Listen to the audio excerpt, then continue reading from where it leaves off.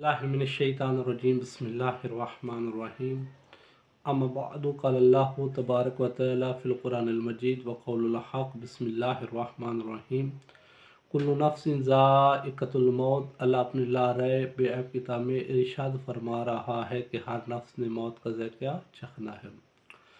अब जिस तरह हमारा सबका मौजू चल रहा है और आप लोगों को पता है कि मैं शबान के रोज़ों के बारे में आप लोगों को बता रहा हूँ कि एक एक रोज़े की कितनी फजीलत है।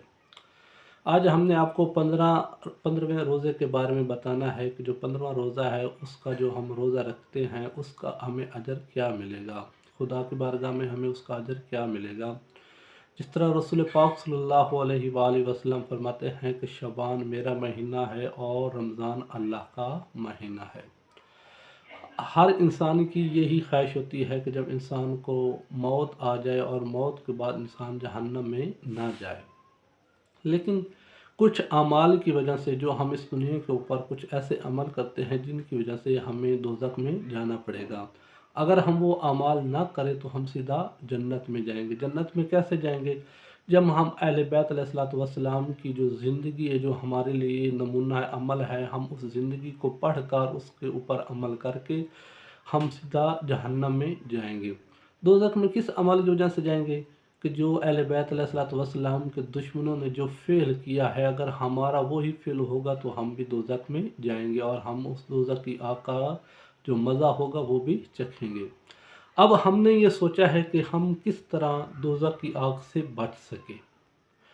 रसूल पाक सल्लल्लाहु अलैहि वसल्लम पर इरशाद फरमाते हैं कि जो शख्स भी 15 शबान का रोज़ा रखेगा, रब्बुल इज़्ज़त रब खुदा ने ये वादा किया है कि जो भी 15 शबान का रोज़ा रखेगा, मुझे अपनी जलालत की कसम मैं उससे जहन्नम की आग में नहीं जलने दूंगा।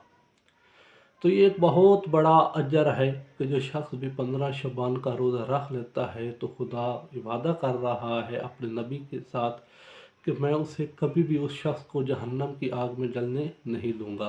तो इससे बढ़कर और अजर क्या हो सकता है कि इंसान एक रोज़ा 15 शबान का रख ले, यानी 15 रोज़े जो भी शख्स रख लेता है शबान के, या 15 शबान का रोज़ा ही रख लेता है तो उसका बहुत बड़ा अजर है। तो कोशिश तो यही करनी चाहिए इंसान को कि ज़्यादा से ज़्यादा शबान के रोज़े रखे। जो शख्स भी शबान के ज़्यादा रोज़े रखेगा वो इस दुनिया में भी कामयाब हो जाएगा और आखिरत में भी।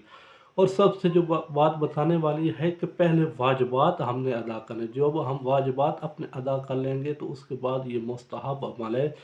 जब हम मुस्तहब अमल अंजाम देंगे तो इसका बहुत बड़ा अजर होगा।